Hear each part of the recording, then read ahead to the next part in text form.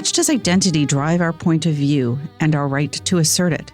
Kwame Anthony Appiah will be here to discuss his latest book, The Lies That Bind. Why are college students today so unprepared for life on campus, and what are the implications for their lives afterward? Jonathan Haidt will be here to talk about his new book, The Coddling of the American Mind. Alexander Alter will give us an update from the publishing world, plus we'll talk about what we and the wider world are reading. This is the Book Review Podcast from the New York Times. I'm Pamela Paul.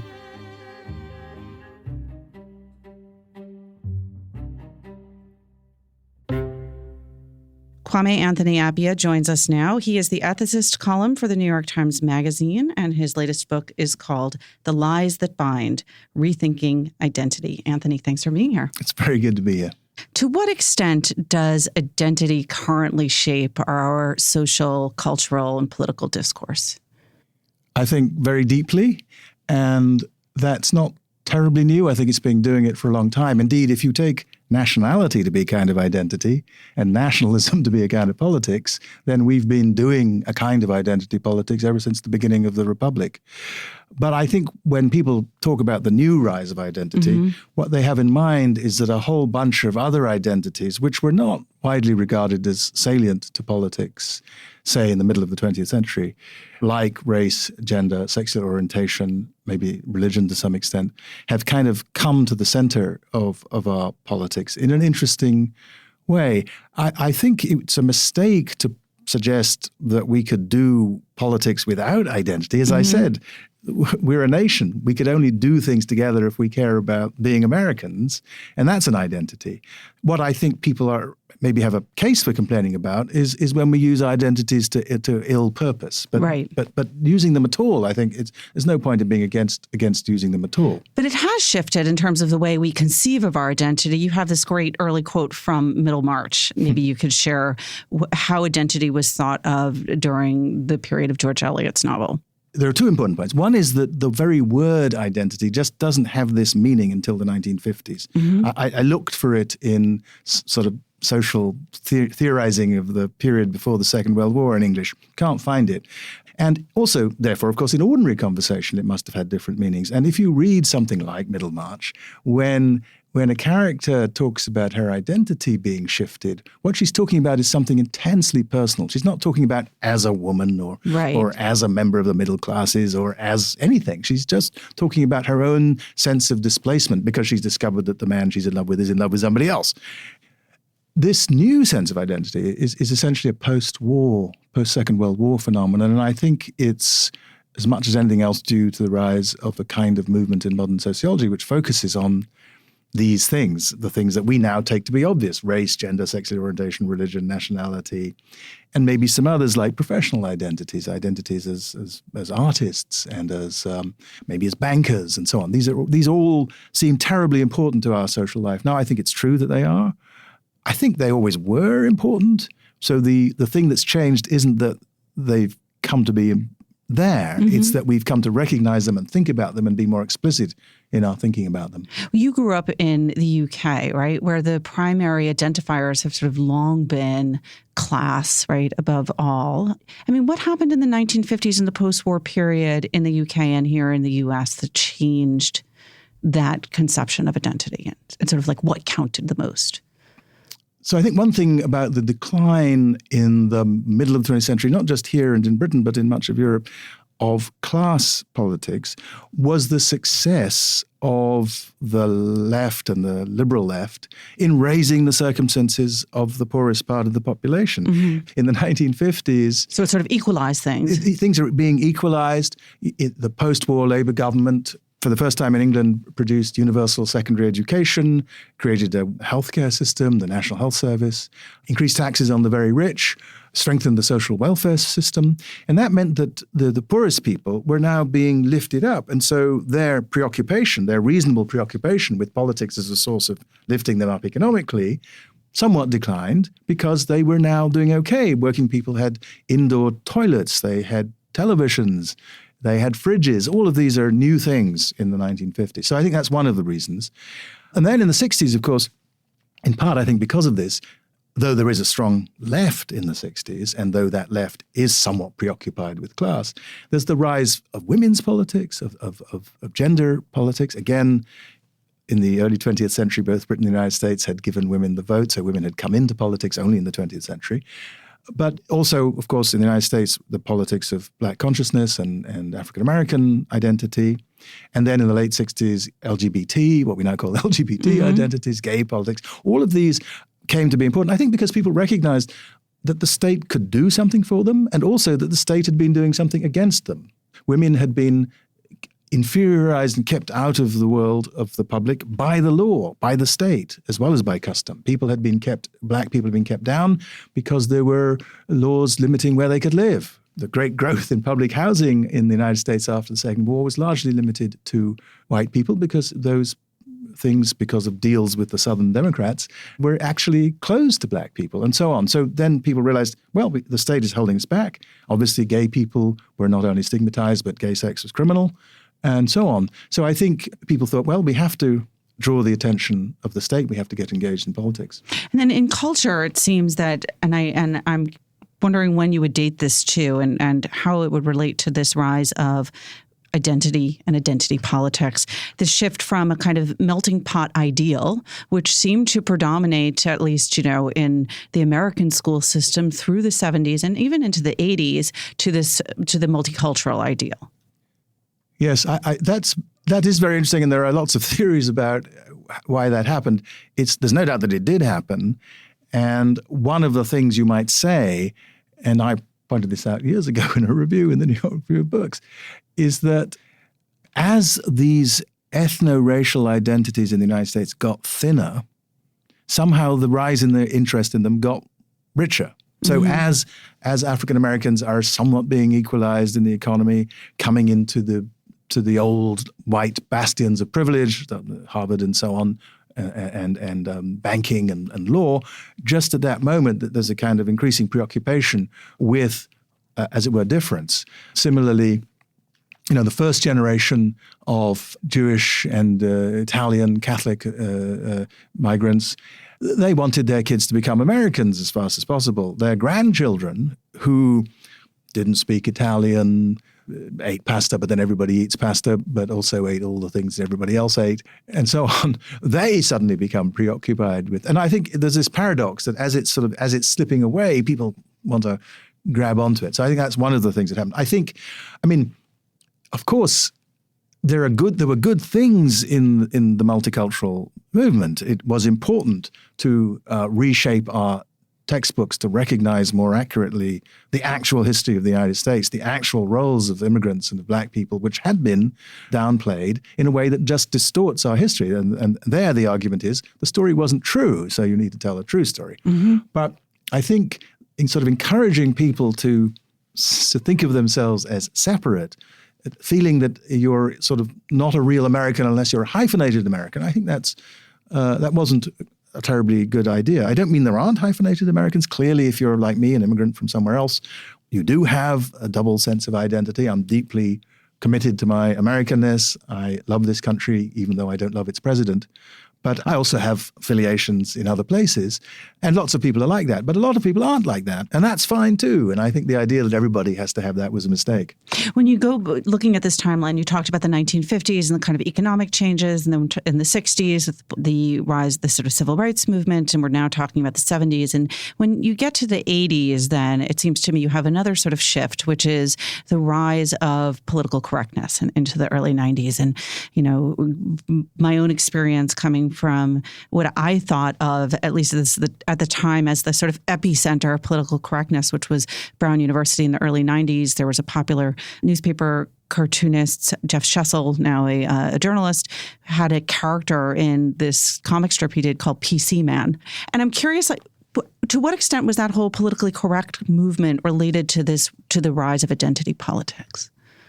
Well, I think it must have been, and obviously it was meant to like many labels, politically correct is a label put on you by your enemies. Nobody claims to be politically correct. And the objection was to the idea, I think to a bunch of ideas. One idea was that you had to be incredibly sensitive about mentioning anything that had to do with identity. That's a bad thing, especially in universities, because universities are places where you're supposed to be able to think about anything, and anybody's supposed to be thinking about anything. One of the joys of being, as I was in the early 80s, in the African American Studies program at Yale, was that we were very definitely committed to a view in which our task was to teach all the kids at Yale, not just the black kids, and our colleagues. We didn't want just black colleagues. We wanted the best scholars, the people who best understood the questions. On the other hand, I think that you can go overboard in criticizing political correctness because the conversation, intelligent, useful, rational, educational conversation, does depend upon people not upsetting each other too much. Adrenaline is very bad for clear thought. And so it's reasonable, I think, to worry about sort of courtesy and so on, and it's reasonable to worry about insensitivity. I myself think that when you start talking about microaggressions, while that might be a useful concept in sociology, as a term for everyday discourse and for criticizing other people's behavior, I think it's unhelpful. It's sort of medicalizing. It's treating it as a kind of pathology, psychopathology. And if people are rude, as they often are, I think the right thing to do, especially if they're rude or upsetting unintentionally, I think the right thing to do is to try gently to point out to them why what they've done is upsetting and to urge them not to do it again. When people are intentionally rude, it's perfectly appropriate to be indignant at them, perfectly appropriate to be angry at them. Courtesy matters. Social life depends upon courtesies. But I don't think when people are sort of accidentally upsetting, we should do more than try to get them to see why they're upsetting and to give them the right to say, well, maybe you don't have the right to be upset about that. Maybe you're responding in a way that might legitimately be called hypersensitive. You wrote an opinion piece for The Times a few weeks ago in which you started off with a hypothetical person, Joe, speaking as a white man, et cetera, and talking about how self-identifying at the beginning of a statement can either confer authority or, on the flip side, can confer humility, as in, I have no right to say this because I'm not part of X group, however I think, and, take it as you will. So it's going to seem hypocritical, but I want to actually go directly to your experience because you open your own book talking about the way that you might be identified or you might self-identify. Can you talk a little bit about your background and about the limitations of thinking about yourself as part of a group? Well, I'm probably now more like more people in the world than I was when I was growing up. That is, because like the last president, my father was an African and my mother was a white woman. My mother was English, or she would have said a woman from the West Country. And my father was Ghanaian, or as he would have said, an Asante from the center of Ghana, from the old empire at the heart of Ghana. And we grew up between those two places, my sisters and I. I was actually born in London because my father was still a law student when I was born, but my sisters were all born near the place we grew up. And I would say that the first thing I would say always about this experience is lots of people had bad experiences in the 1950s and 60s who came from so-called mixed-race marriages. We did not. And that's because we were protected by another dimension of our identity, which was we were from the ruling class in both places. My grandfather was Chancellor of the Exchequer. My great-grandfather was Labour leader of the House of Lords. My uncle... my great uncle, when I was a child, was the King of Ashanti, and then my uncle succeeded him. And there was a newspaper clipping when you were born. Yes. Oh, I mean, in fact, we got my birth, like my parents' marriage, got very wide coverage all over the world. Much of it unfriendly. I mean, you can imagine what the South African newspapers had to say about the British ruling class allowing an African, or what somebody in the South African Parliament called a blanket native, to marry the daughter of an English senior English politician. But so we were protected, I think, very much also by the fact that both our families, who could have been difficult about this, were in fact very loving people. Only one member of my mother's English family behaved badly about my parents' wedding, and he was the one who chose to emigrate to South Africa, so you can tell what his views were. But the rest of the family, many of whom were quite socially conservative, nevertheless were extremely kind and generous to us as children. So this is an odd combination, obviously. Not many people are related both to an African monarch and to a member of the British cabinet and so on. And it means, A, that I look in a way that's perhaps hard to locate. I think I look, if I were to guess what most people see when they see me, they probably see someone who they guess is South Asian, sort of Indian looking, because I don't have the kind of tight curls that many people have in Africa, and brown. But I think that means that, for me, it's never seemed terribly helpful to tell people to answer the question, what race are you, in a sort of one-word way.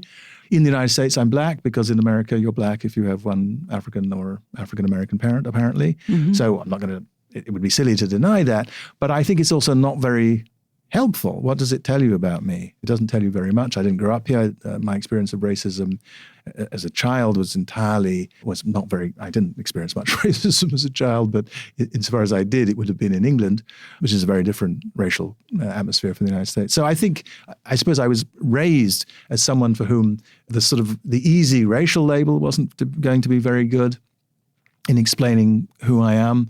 I'm a gay man. I think that means very different things in Ghana and England, and in England then and in England now, and in the United States then and now.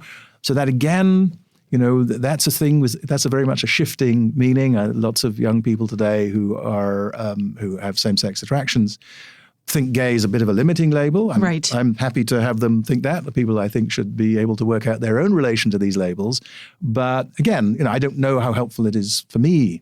Well, just that idea that, as you say, these identities themselves are shifting in terms of how we conceive of them seems to make it problematic that we should so closely rely on identity as some kind of way of circumscribing our discourse. Right. So as I say, I want to begin by admitting that my relation to many of these identities is a bit peculiar, because I have this sort of slightly odd background, and I'm now an American. That's another thing. What nationality am I? Well, I'm an American.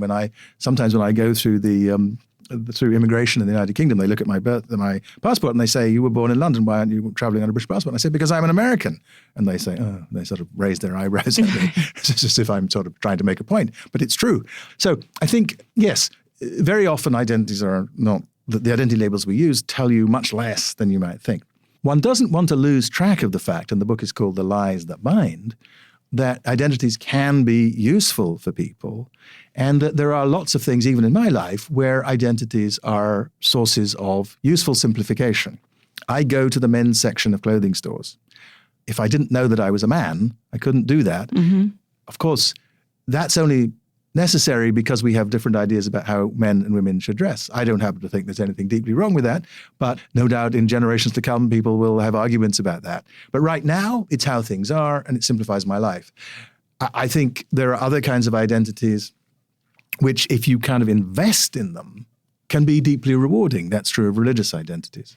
But what's so interesting is that right now, we seem so focused on identity at a time when so many aspects of identity seem to be in flux, from race, because there are so many gradations and mixes in terms of race, creed, because there are, more and more in this country and elsewhere in the Western world, people not identifying with a given denomination or organized religion.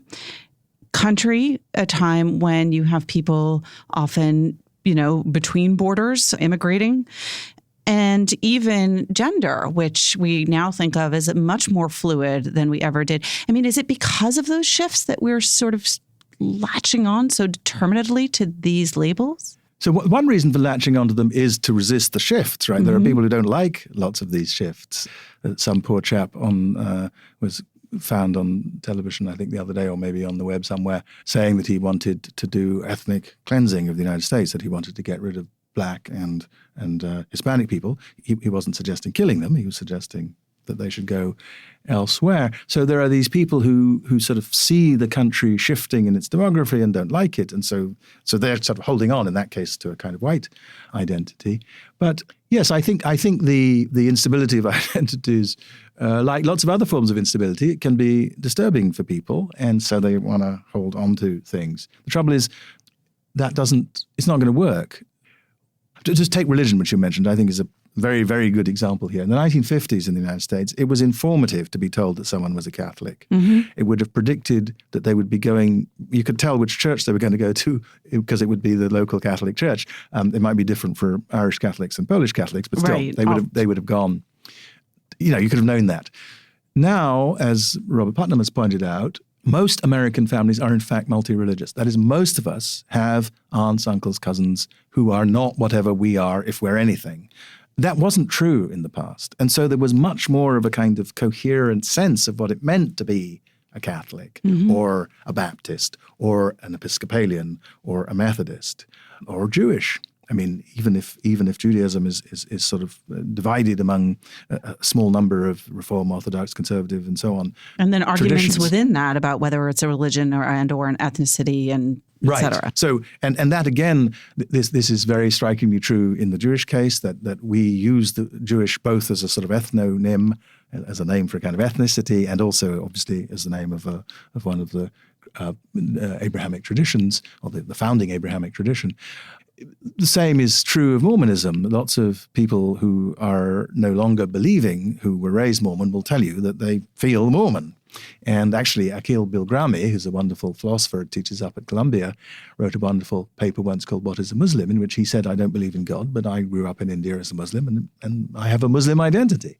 So I think religious identities are like that. I suppose if I'm anything religiously, I suppose I'd have to say that since I went to Anglican Episcopalian schools, that I'm sort of as it were, a post-Episcopalian. Right. But it seems that even when the identities are absolute, and this was the great example you opened your opinion piece with, this hypothetical Joe describing himself as a straight white man, that could describe someone, as you said, with, a man bun working at a food co-op in Brooklyn, or it could be someone wearing a MAGA hat out in, Michigan. Yes. And so that it really doesn't tell you anything at all. I think especially in the domain of politics, actually, it's really unhelpful that is to say, it's not very predictive. Look, all of these labels are somewhat predictive. I mean, otherwise they wouldn't have any grip on us at all. But they're not as predictive as we normally assume them to be. And that's in part because of something I talk about in the book, which is our tendency towards what psychologists call essentialism, which is the tendency to think that once you've identified a group, there's some deep inner thing that they all have in common that explains why they're all straight or male or white. And, the great lesson of social science and of biology in the last 100 years is that isn't how these things work. They work in different ways. They do not derive from some deep inner something that explains why all the men are men and all the women are women, or all the blacks are blacks and all the whites are whites. It's much more complex than that. And as a result, in lots of cases, you'll just get things wrong if you work with simple generalizations about identity groups. In the introduction to your book, you say that every identity has its own distinctive misconception. Give us just one example of how that works. Well, I think the distinctive misconception in relation to religion is something that you hear all the time, which is what I call, I didn't invent this term, scriptural essentialism. The idea that religions are defined by their books, and that if something is in the book, the religion is stuck with it forever. Now look. It's like originalism. Originalism in relation to the concept, it's kind of a version of originalism. And in fact, originalism somewhat derives, I think, from this way of thinking about the Bible. Right. But look, it's very clear in Leviticus that you ought to stone adulterers. As far as I know, there's no society which is predominantly Christian, Israel, predominantly Jewish, believes that that's something we should do today. It's very, very clear. It's not one of the obscure things in the book. It's quite clear. Now, of course, Christians will say that Jesus Christ was offered the opportunity to stone someone to death, right, and said, "Let him who is without sin cast the first stone." And since he was the only person around who was without sin, and since he refused to do so, you can infer from that, I suppose, that Jesus didn't think this was a very good idea. But Jesus never says he rejects the law of Moses. In fact, he says he came to fulfill the law of Moses. I think that just shows that a sort of straightforward, flat-footed reading of what it says in the text is never going to determine what people do. There are lots of other examples of this, but that seems to me a good and simple one. So when people say that because this is also part of Muslim tradition, the tradition of Sharia, that therefore, as it were, we can't allow Muslims around because they're always going to be stoning adulterers, I think we have to say, well, if that were true, then we should have excluded Christians at a time when some of them believed in that too. And what happened instead was Christianity changed. Now, I realize that our country is full of people of many faiths who don't like to recognize the way in which their traditions are historical. They want to say we're doing it just the way we did at the beginning.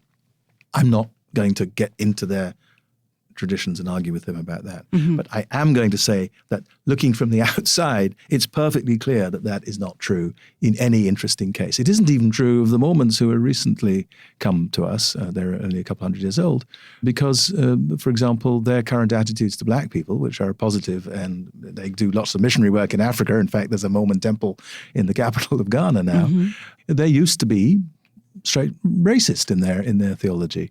Now, I don't know whether modern Mormons are going to be upset by my pointing this out, and maybe they want to say that it was always a mistake in Mormonism. Maybe in some sense that's true, but the fact is that from the outside, all of these traditions look like changing things, and I think, frankly, since I have some respect for religion, that that's a good thing. I think religion should adapt to the world. We learn things.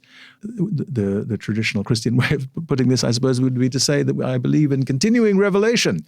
But well, I think the right thing to say is that religions are important, but they're only going to help us if we recognize that they have this built-in flexibility.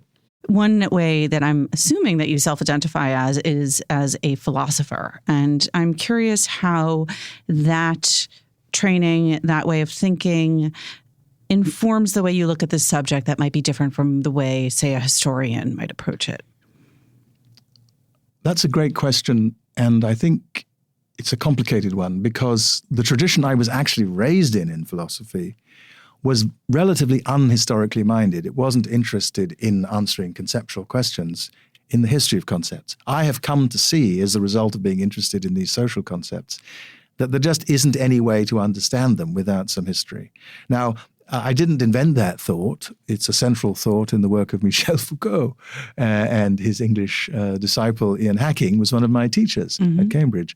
But I think, nevertheless, despite that, I think the sort of the care and concern for parsing arguments and for making conceptual distinctions, which not in order to be sort of bossy and fussy, but because they matter or where they matter. And maybe to, when I'm writing, as I am in this book, for the intelligent general reader, not pushing that too hard, but knowing that in the background I've done the work of making the distinctions and also recognizing the places where there aren't sharp distinctions and where it's silly to try to insist that there's a good answer to the question, what is she really, about every person's race? There are just people. I have one of the blessings of my life is that I have lots of wonderful nephews and nieces, and now two great nephews and one great niece. Picking at random, the great niece is half Russian and her father is half Norwegian and half Anglo-Ghanaian. What race is this child? I have no idea what a sensible answer is to that question. And I think that once you've told that story, you can see why there isn't a sensible answer to that question. I have 3 nephews whose father is Norwegian, and one of them is about my color, and one of them is about your color, blonde and has blue-gray eyes. They're brothers, full brothers. They have the same father and the same mother. I suppose they would be differently racially categorized in some places. Certainly they would in Brazil. But what's the point of that, So I think there's a sort of tendency among analytic philosophers to want to sort of pretend that all questions are sharp. I think that's gone away. I think we recognize now that was a mistake.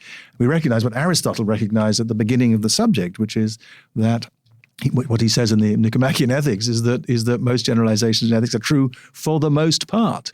Well, I self-identify, I have to point out to you, as green-eyed, although I recognize that that's probably wrong. This is so interesting. So many other questions I want to ask you, but they are at least discussed in the book. The book, again, is called The Lies That Bind, Rethinking Identity by Kwame Anthony Appiah. Anthony, thank you so much for being here. It's been great. Very nice to talk to you.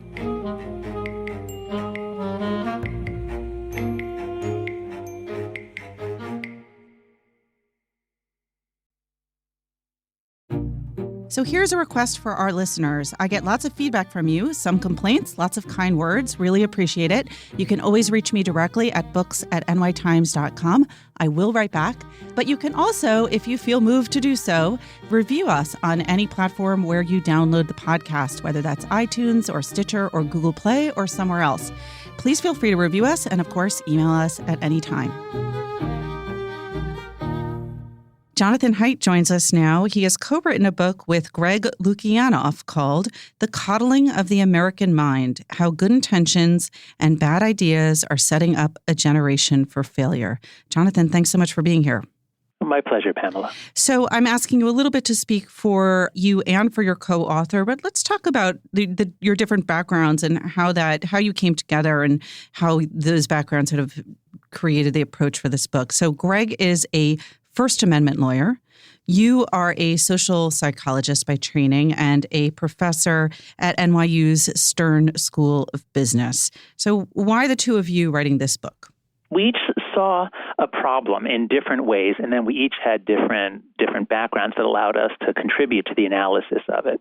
So the short version of each of the two threads is that Greg runs the Foundation for Individual Rights and Education. He's been working on free speech issues, all the ways that universities clamp down on speech or punish speech, often to cover their own legal liabilities, let's say. And so for a long time, it was usually the administrators who were the trouble, and it was never the students. But starting around 2013, Greg started noticing students asking for administrators or professors to protect them from words, books, speakers, ideas, claiming that these things would be harmful, traumatic even. And Greg, who is prone to depression and who had had some terrible depression episodes, which he writes about in the book, and he learned how to do CBT, cognitive behavioral therapy, in which you learn to challenge emotional reasoning and catastrophizing and all these cognitive distortions. And what Greg saw is that the students on many campuses were engaging in exactly the same distortions that he had learned to not do when they would say, oh, if this person speaks, it will lead to, death and terrible consequences. So Greg thought this was strange, and he came to talk to me because I'm a social psychologist, and he liked my book, The Happiness Hypothesis, where I talked about CBT, and said, John, here's what I think is going on. And I said, oh my God, Greg, that is brilliant, because that explained what was happening to me. I had just moved to NYU from the University of Virginia, and in teaching my courses in the 2013 to 2014 academic year, I showed the same videos I've always shown. I gave the same lessons I've always given, but I was reported to the dean twice. The students emailed me to complain about the dean and demand that he do something. They took offense to something I was saying. One student accused me of in presenting a social psychology study about the Milgram experiment, of saying the Nazis were okay. Like, no, the whole point. Anyway, I don't want to go into it, but the point is, that it seemed like students were not giving anyone the benefit of the doubt. Some said, again, this is just a small number, some students were almost looking to jump on you and attack you. So it was very strange, but Greg's story made sense of it. So I said, yes, let's do it. We worked together on this essay. We sent it to The Atlantic. It came out in August of 2015. And then all hell broke loose on campus the following Halloween. So, we wrote this before all the student protests that began at Yale. This was the Nicholas Christakis, the Halloween costume. Exactly. The possibility that someone might wear an offensive costume, even though, as far as I know, nobody did. It's interesting because the CBT analogy, it's sort of similar to physical therapy, where if you have an injury, you can compensate for it by using other muscles, which will not address the problem, right?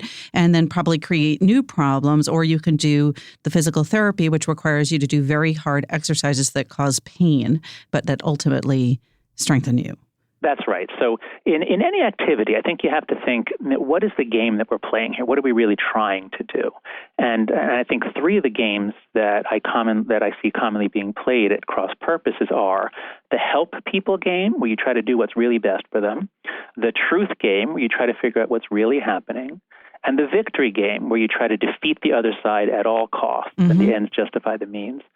And universities are supposed to be about the truth game, but as we've had more and more people playing the victory game, namely bringing in the general left-right battle that is raging in our country, the more that is brought into the truth game, the more it corrupts it, and the more it becomes very difficult to do open-ended inquiry.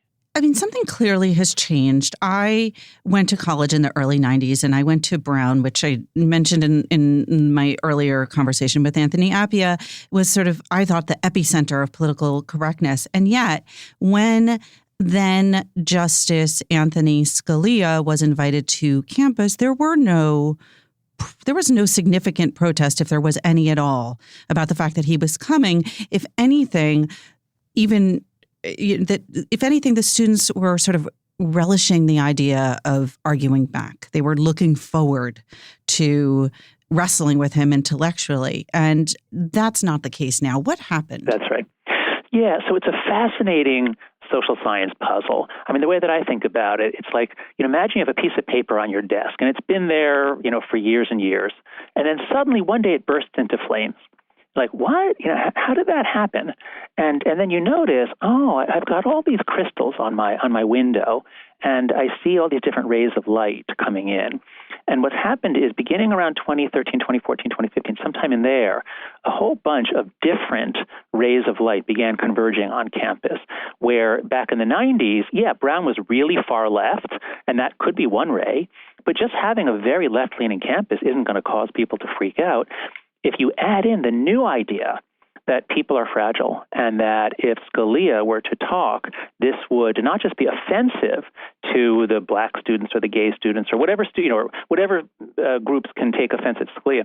It's not just that it's offensive, it's that it's harmful to them, that it will traumatize them. That's a new idea. I'm sure that was not there when you were in college, because this we have not seen until around 2013. It comes onto campus. How did that happen in 2013? There's a generally rising familiarity of young people with psychotherapy, taking psychiatric drugs, the language of depression, anxiety. So that's been growing, and that's not necessarily a bad thing. We want our students to be psychologically informed and to get treatment if they need it. But there is a fairly sharp break, a really surprisingly sharp demographic break at birth year 1995, just as there was in birth year 1946. The people born in 46 are somewhat different than those born in 44, 43. Well, in 1995 is the first year of the first birth year in which, when those kids became teenagers, the 13, 14, they had access to Facebook and social media. The millennials all got it when they were in college or later. The internet doesn't mess up your social relationships, but social media changes things really, really drastically. So for a variety of reasons, kids born in 1995 and after are different. Jean Twenge calls them iGen, or many people know them as Gen Z, but they are not millennials. But I wouldn't so much blame the parents in this case. It's not that the parents change. It's that two things change. One is they got access to social media, which puts them on a much more defensive footing, especially the girls. Teenage girls can bully each other. They use social media to bully each other much more than the boys do, and they use it for social comparison much more than the boys do. So the arrival of social media has just devastated the mental health of teenage girls. And the graphs that we have in the book, in Chapter 7 of our book, are stunning. I mean, they're terrifying. The suicide rate is up 80 to 100%, depending on your baseline for teenage girls. The anxiety and depression rates are way, way up. So that's one big change. And it's that those kids iGen begins arriving on campus exactly in 2013. So the campus culture changes between 2013 and 2017. The campus culture is changed, and that's exactly the years that iGen arrives. So this is one of the first of your, what you called 3 bad ideas, the untruth of fragility, that what doesn't kill you makes you weaker rather than stronger. But it's interesting because there seems to be a kind of desire to have your cake but eat it too, in that on the one hand, people don't want to hear about exclusion, oppression, racism, sexism, because those things are painful. And on the other hand, there's the desire for a greater recognition of those things, which then means focusing on exactly that which will upset the listener. I mean, how are those reconciled? So you have to look at, what are we trying to do on campus? What we're trying to do is something very special and very difficult. And so what's special about it is you have to create a very different kind of community in order to pursue truth. You have to be willing to be challenged. You have to agree to challenge. So there's certain norms that you must have. The other thing we're doing at the same time is trying to create very diverse environments. I mean, we're all working really, really hard to bring in more people of color and to make LGBTQ students feel more welcome. So we're all working on diversity and inclusion issues. And if you're going to do that, Well, you're exposing yourself. You can either do it in ways that work beautifully and make the experience richer for people, or you can do it in ways that turn people against each other and turn every misunderstanding into an opportunity for a giant fight that escalates all the way up to the president's office. And so the great untruths, so the three great untruths that we talk about in the book are, one, what doesn't kill you makes you weaker. And so if you tell students about microaggressions, that if someone says something, if they ask you where you're from, and what they mean is, is your ancestry Korean, Japanese, or Chinese, you could choose to feel excluded by that, or you could choose to not feel excluded by that. So that's the second great untruth, is always trust your feelings. If you feel a little bad about something, then you were aggressed against. Go with it. Trust it. Don't question what the motives of the person were.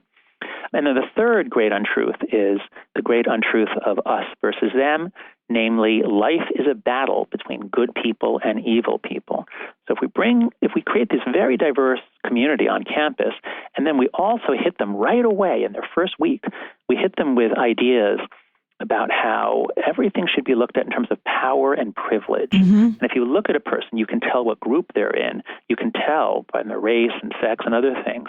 And the powerful ones are the bad ones, and the victims are the good ones. So if you're introducing a language of division and judgment into a diverse community, I mean, that's like, if Putin hired a team of it's like an intellectual warfare team, and he said, go see what you can do to destroy American universities. They might come up with very much what we do in some of our freshman orientation programs. It seems that in a way, all three of these are united by a misunderstanding or a deliberate overlooking of intention. Exactly. That's right. So there are a few bright lines. There are a few things that you must not do if you want to have a successful, diverse community. And so the first is, if you're going to create diversity, you're going to have a lot more misunderstandings. People, even if you're born and raised in the United States, it's hard to keep track of exactly what words to use for each group, and it changes from year to year, decade to decade. Now you have all these international students, you have students with Asperger's, you have all sorts of people. You better encourage everyone to give everyone the benefit of the doubt. You better really bend over backwards to assume the best about people. But instead, what we've learned, an idea has been introduced from some quarters, that it's not intent that matters, it's only impact.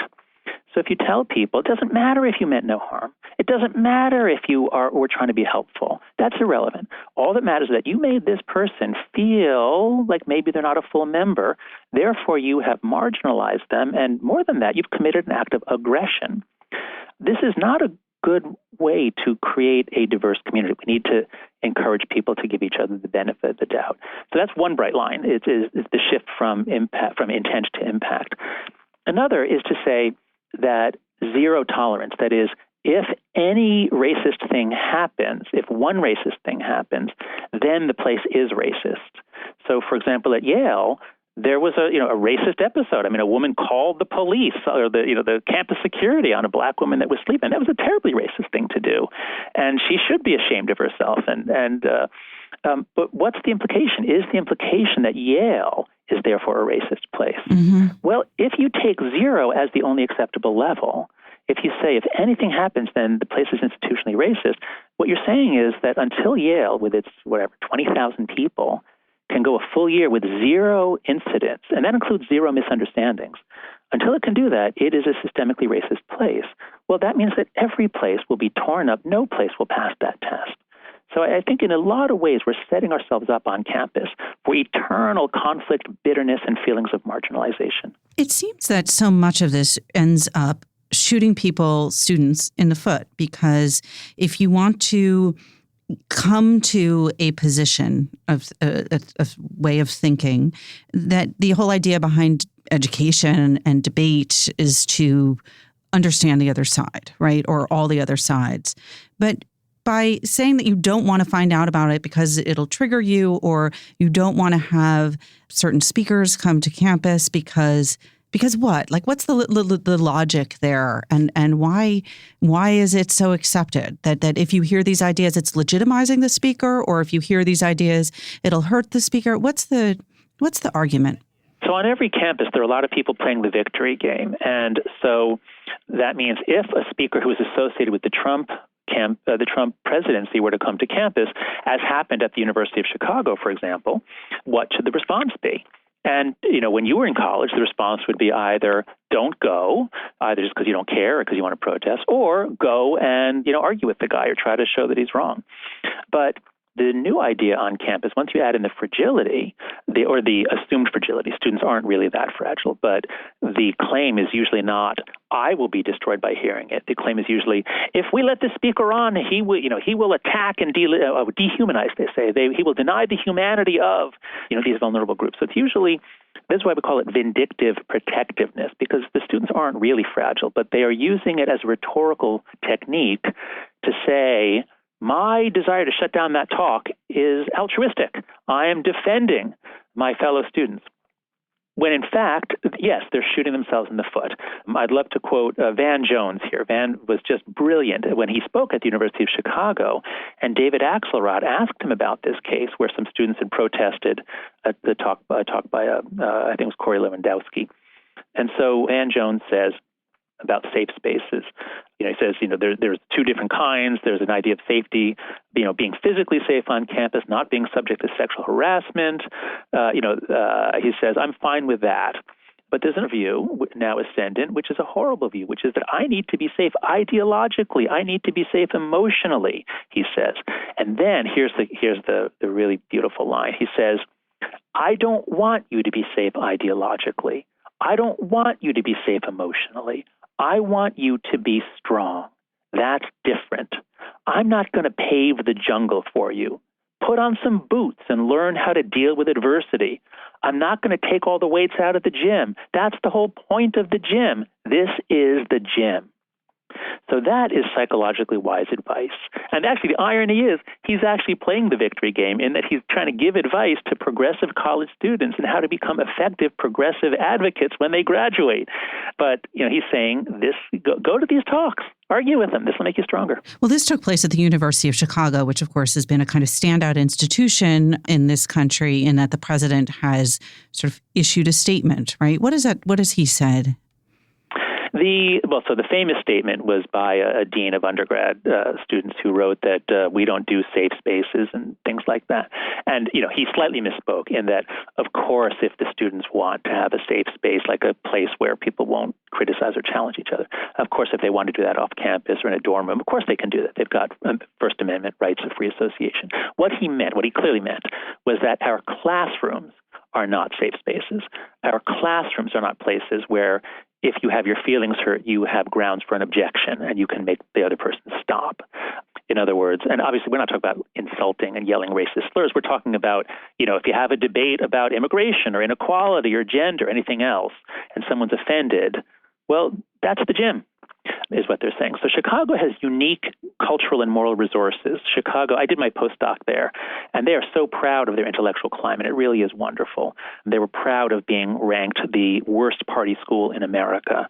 So Chicago really was able to get out in front on this and say, look, we're all about intellectual debate. We're not going to change. This seems to be an issue that really transcends, despite what you've called the us versus them mentality, the sort of left-right divide. And that I've heard from many liberal professors that, that they feel like they're in a very difficult situation because it goes against sort of what is a liberal philosophy, which is being open to ideas. And that, I've heard from some individual professors saying that they've make a statement at the beginning of the class saying, if being triggered is an issue for you, if you're worried about that, if you're concerned, then you shouldn't take this class because there are readings in here that are meant to be provocative. And I'm curious if there's any kind of organized movement or if this is beginning to happen where professors or deans or college presidents are starting to say, this has gone too far. Yes, that is definitely beginning to happen. So I co-founded an organization called Heterodox Academy in September of 2015. It had nothing to do with the Atlantic article, it had nothing to do with student protests because there weren't any at that time. It was just a concern I had when I noticed that my own discipline in social psychology had gone from leaning left to being essentially entirely on the left. And I could only find one conservative social psychologist in the entire field. So I gave a talk on this, on how this actually makes it hard for us to do our research. I'm extremely concerned with process. It's only if we have a good process that we have reliable results. And so I wrote up a paper on this with some other social psychologists, and then we found a law professor contacted us. He said the same problem happens in the legal academy. A sociologist said the same thing in sociology.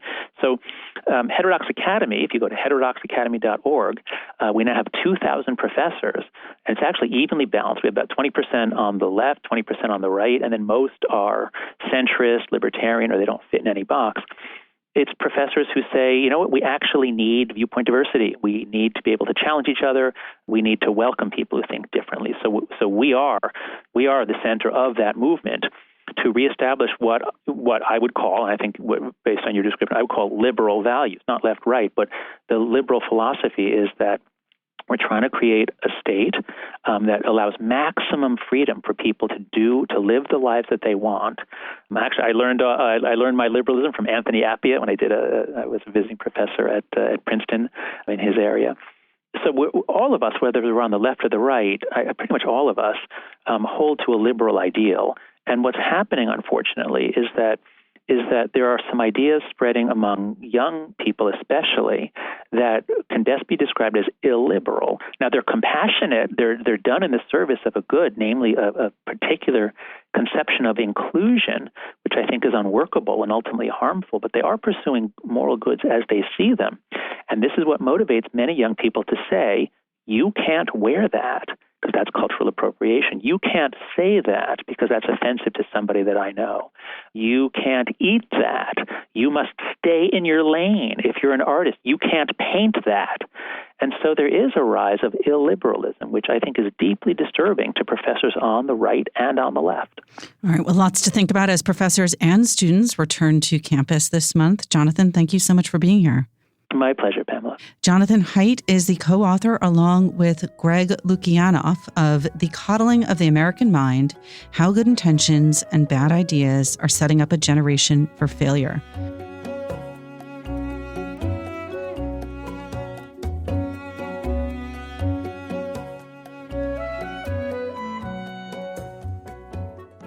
This is John Williams, and I'm joined now by the Times' Alexandra Alter, who has news from the publishing world. Hey, Alexandra. Hey, John. So this week you wrote a story that was kind of a follow-up about news that broke earlier this summer. Yes, that's right. So in July, Barnes & Noble took a really surprising action against its CEO, Demos Parneros. He was abruptly fired for unspecified violations of company policy, and they put out a really strange press release right before the holiday at 5 p.m., clearly hoping to bury this news. And, of course, everyone was somewhat surprised by this. Publishers and investors were pretty alarmed because he was the fourth CEO to leave the position in 5 years. They've had a lot of instability at the top, and the company is really struggling right now. So we had a ton of questions about why he was let go, as publishers and investors did, and very little came out afterwards until this week when Mr. Parneros filed a lawsuit against Barnes & Noble, claiming that there had been a breach of contract and also claiming defamation of character, because he claims that there was this perception after his firing that he had done something, he was fired without severance. It was so abrupt. There was this perception, and a lot of the coverage sort of speculated that maybe there was some kind of harassment because they were clear that there weren't financial violations. It's a blistering lawsuit against the company, and it really takes aim at Len Riggio, the company's founder and chairman. He reveals all these things that Mr. Riggio apparently said about other executives, all these unflattering things, and claims that Mr. Riggio turned against him as CEO after another book retailer made an offer to buy Barnes & Noble and later withdrew it. So Barnes & Noble is disputing these claims. They're saying that this complaint is full of lies from a disgruntled employee, but it's certainly not doing much to restore people's confidence in the future of the company, and it's most likely going to make it very difficult for them to recruit another chief executive. So this was sort of almost preemptive, right? Because Barnes & Noble hadn't said anything more specific about why he had been fired. That's exactly right, and there were a lot of questions about that. And in this complaint, he lays out exactly what the reasons that they gave him were, which is that he had what he claims was an innocuous, less than 5-minute conversation with an executive assistant where he discussed vacationing in Quebec, and another time they compared heights to see who was taller, and this apparently made the executive uncomfortable. He apologized for that, according to his complaint, and everything was fine. But was the company calling it something as serious as sexual harassment? Yes, they were. And when he had the meeting in which he was, yes, according to him, in the meeting in which he was told that he was fired, they gave him the reason that he had violated the sexual harassment policy, and that he had also behaved unprofessionally towards another executive at the company, a male executive who he had apparently bullied or made feel uncomfortable in other ways. Have we heard back from the company at all since the lawsuit was filed? Yes, they pretty quickly put out a statement, and they defended Mr. Riggio's conduct and called the allegations in the complaint, quote, replete with lies and mischaracterizations. And their statement called Mr. Parneros, quote, someone who, instead of accepting responsibility for blatantly inappropriate behavior, is lashing out against a former employer. So the company is basically saying that it was inappropriate behavior. That was mostly the reason why he was fired. That is exactly what they're saying. Yeah. So, yeah, I mean, he's willing to drag this all out in public, I think in part because the way that he was fired and the perception that it left made it incredibly difficult for him to find another position elsewhere. Moreover, he notes in his complaint that he wasn't given the severance that he was expected to get, the severance that other executives Which was had a pretty gotten. penny. Exactly, millions of dollars. Yeah. And, I think moreover, the really damaging thing about this complaint is that it makes now public something that people have discussed kind of privately, which is that there's this perception that Mr. Riggio, while he's not the CEO, still has the reins to the company and is controlling the company and making major decisions, and maybe not giving the chief executives that he hires full reign and the ability to sort of guide the company. Well, given the legal proceedings, I'm sure that this is not the last we'll talk about this with you. No, I think there's definitely more shoes to drop. And of course, there's the overarching question about the future of the company. Their stock price has fallen 60% in the last 3 years. They've closed more than 150 stores. And so I think people are really concerned in the publishing and literary world too, because they're such a vital outlet for publishers. Yeah, and it seems just so odd that as sort of independent stores seem to be thriving, at least in general, there's a sense of that in the culture that this one big corporate bookseller is struggling. Right, exactly. So print sales are up and independents are doing well. So everyone is really hoping that Barnes & Noble can turn itself around as well. All right, well, we'll follow up with you soon. Yes, hopefully I'll have better news next time. Thanks, Alexandra. Thanks, John.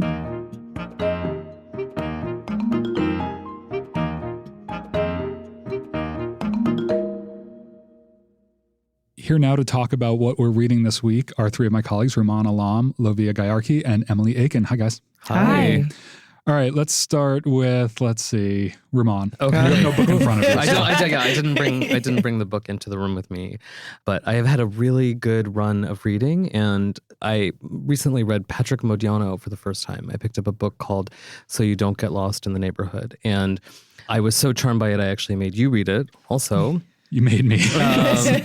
And Modiano won the Nobel Prize in 2014, and was not someone I had ever read before, or someone even I had heard of. And when I learned about his receiving the prize, I saw, he's like a tall, handsome Frenchman of a certain age who writes mostly about the Second World War. And it just felt like a parody of the kind of person who would win the Nobel Prize. You fell immediately asleep. Basically. And how foolish I was, because actually I found that book and the book Dora Bruder, which I'm reading right now, to be really remarkable. They're very slender, really, really rich books about memory and history, and they both are engaged with the Second World War, but they're not about the war. They're sort of about the psychic trauma of, that has been visited on Modiano and his father's generation, but also contemporary France. It's just, the books are really beautiful. And I am reading them in English, not in French, because I'm not Emily. But on a sentence level in those translations, they're really lovely. They're really lovely books. What are they? Do they play out like mysteries? Or? So You Don't Get Lost in the Neighborhood does begin as a mystery. A writer... I believe it's told in first person. This writer has lost an address book, and somebody telephones him and says, I found your address book. And then it seems like it's going to be this sort of blackmail plot. But in fact, it turns out to have very little to do with this missing agenda. And it turns into the story of him kind of half remembering a woman who he maybe knew, who lived in a neighborhood nearby where these people lived, who have found his address book. And in summary, it sounds so deranged, but it's really charming. And Dora Bruder, the book that I'm reading now, has a similar kind of sleight of hand. The writer sees a notice in the newspaper in the 1950s about a missing teenage girl.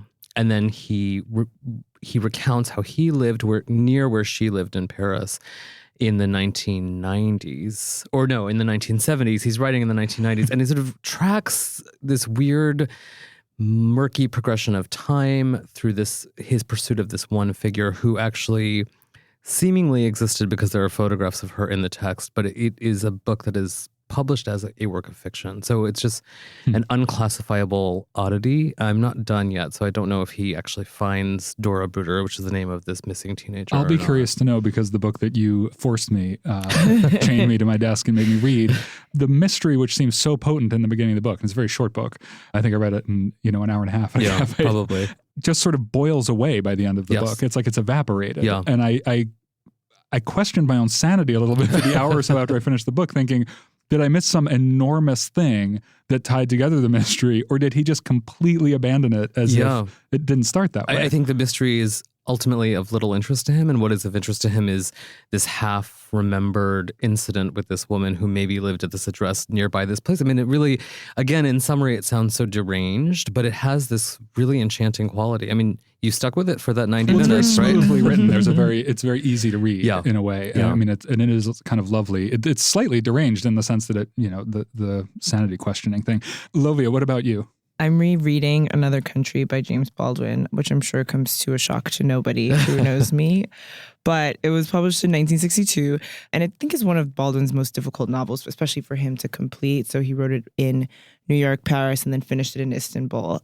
And I think a part of the reason why it was so difficult is because it's a book that really is more allegorical than anything. And I think it has less to do with the characters and more to do with what they represent, which in this case is race, sexuality, love, and depression, suicide. And so the main character of the book, Rufus, the book opens with Rufus jumping off of the George Washington Bridge and killing himself. And that brings together his best friend, his sister, and sort of these vague people that he knows from living as a jazz player.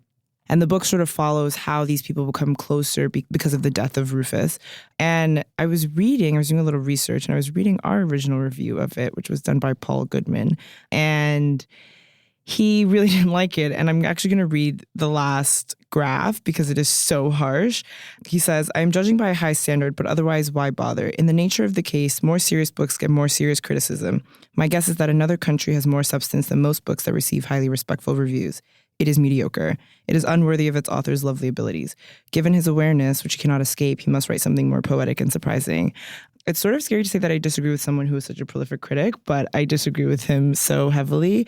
I think when you come to Another Country as just a book about some people living in Greenwich Village, it's sort of disappointing because Baldwin doesn't really, flesh out his characters, and you kind of wonder, okay, like Ida, for example, who's Rufus' sister, is a waitress, but what does she do? She never goes to work. Like, how are these people living in this city during this time? But I think if you think of it more as a fictional exploration of everything that Baldwin has written about in his nonfiction, which is sort of how love is going to unmask race relations and how Americans need to come together and look beyond their hatred to really understand why and where it comes from, then it's really fascinating.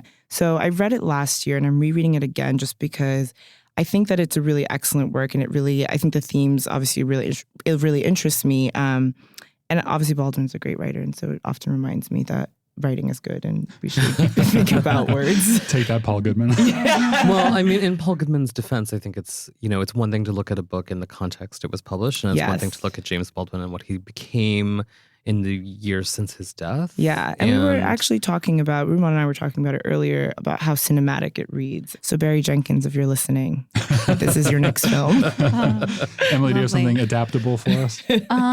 Possibly, yes. I want to talk about two books, one very recent, the other many decades old. And the contemporary book is Sabrina, which is a graphic novel by Nick Dornasso. I think I'm pronouncing his name right. So if I can contribute one thing, maybe it's just the pronunciation of his last name. And it's a name we need to know because this graphic novel is getting a lot of buzz. Zadie Smith has sung its praises, and it was recently longlisted for the Booker Prize. So the first thing I wanted to note about it is just how visually and narratively it defies conventions. It's not a spoiler to say it's ostensibly an account of a terrible crime and its aftermath. The crime is a murder, but the story of the murder and the emotional devastation of the people close to the victim is completely derailed, if you will. It's encroached on, even hijacked, the entire narrative by these disembodied voices that come to dominate the book. And these are the voices of talk radio, of internet chat rooms, of cable news, of social media. Of the New York Times Book Review podcast. Now the New York Times Book Review.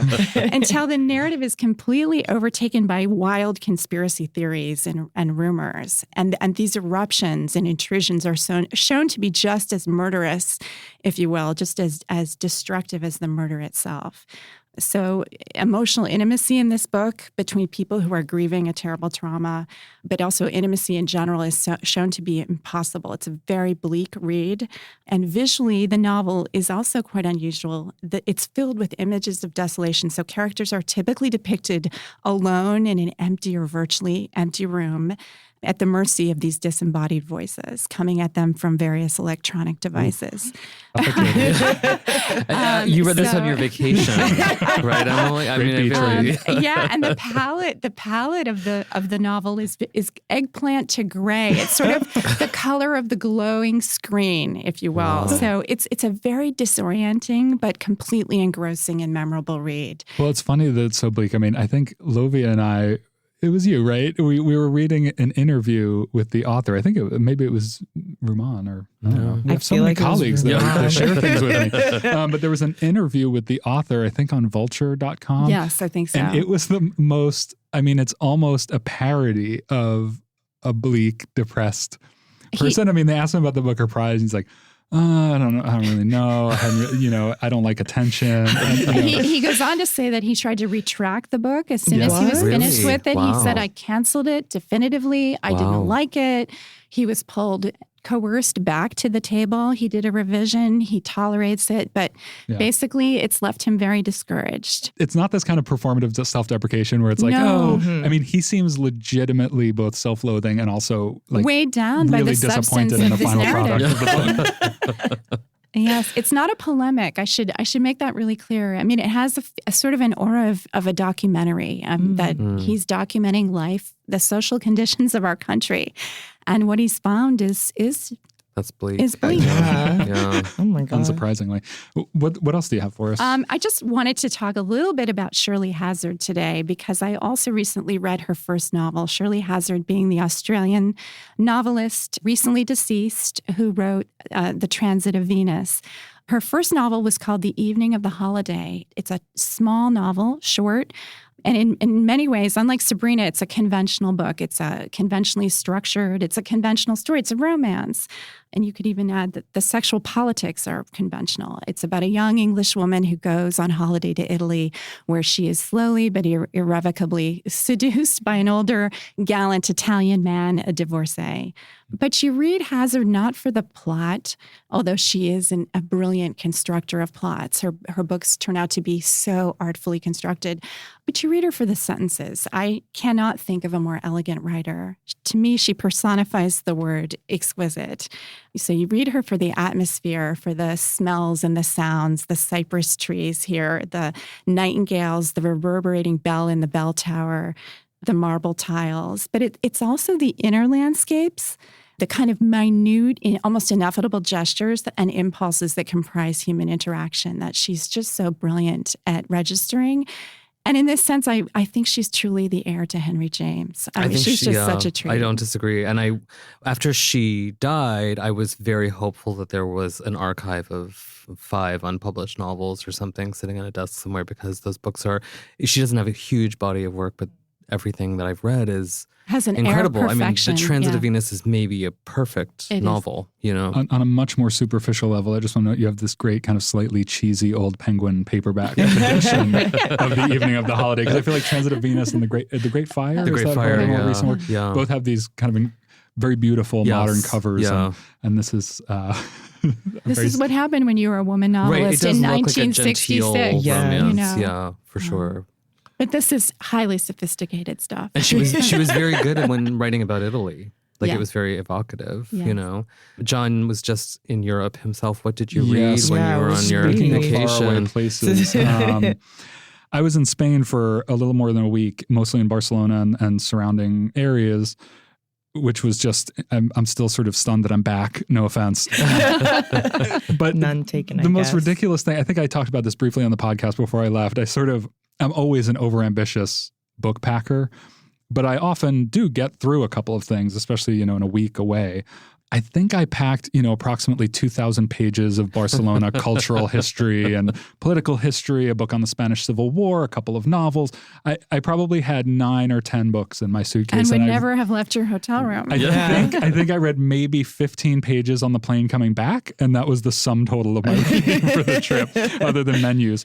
But now that I'm back, I'm almost done with a book that a colleague here highly recommended before I left, which is called Nada, by Carmen Laforet. It's a novel from 1945, published, I realized today, when Laforet was 23, which made me slightly nauseous. Ramon tweeted today something funny about an author bio saying they were born in 1995, which made you sick. And that person is 23. So maybe they just published an incredible novel like this one. Feeling some ageist hate here. It was...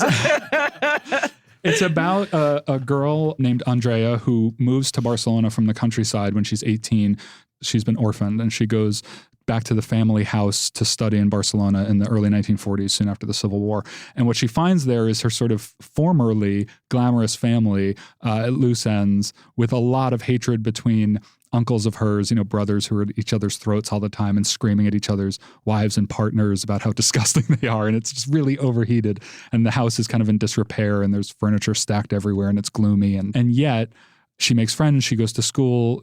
It takes a little while to get into the book. I would say maybe 30 pages or so in, I was still feeling a bit lost in its register. And then it just completely clicked. And now I'm really feeling downhill with it. I'm just kind of desperate to get back to it all the time. What about the title, John? Is there heavy irony there, or? Well, Nada, it's really about how much people have lost. This family has lost a lot monetarily, status-wise. It's about her not having parents. There is a sense of loss at the heart of it, but it's not at all a dark book. And actually, the one thing I want to quote is not from the book, but it's from an essay that Fernanda Eberstadt, who's a frequent contributor to the book review, wrote in 2007, which I think is when this book was reissued by Modern Library Classics, with a very brief introduction by Mario Vargas Llosa. And she wrote, this I think sums it up. It's not, there are a lot of characters in the book, so it's not easy to sum up, but this I think does a good job.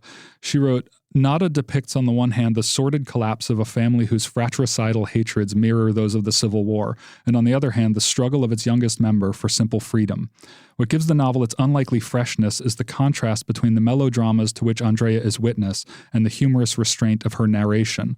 While the old folks writhe in a hell of their own making, Andrea stalwartly goes about the business of being young. So that's an essay that I'll link to on our website. I just want to remind everyone, because we get this question sometimes, that we go through these semi-quickly, and there's always a page on our website that corresponds to the podcast where we list the books we've talked about that week with links to either reviews or essays about them for more information. And that's at nytimes.com/books. So with that little public service announcement, I'll wrap up this week. Thanks, everybody. Thank Thank you. Remember, there's more at nytimes.com/books, and you can always write to us at books@nytimes.com. I write back. The Book Review Podcast is produced by Pedro Rosado from Headstepper Media with the great help of my colleague John Williams. Thanks for listening. For the New York Times, I'm Pamela Paul.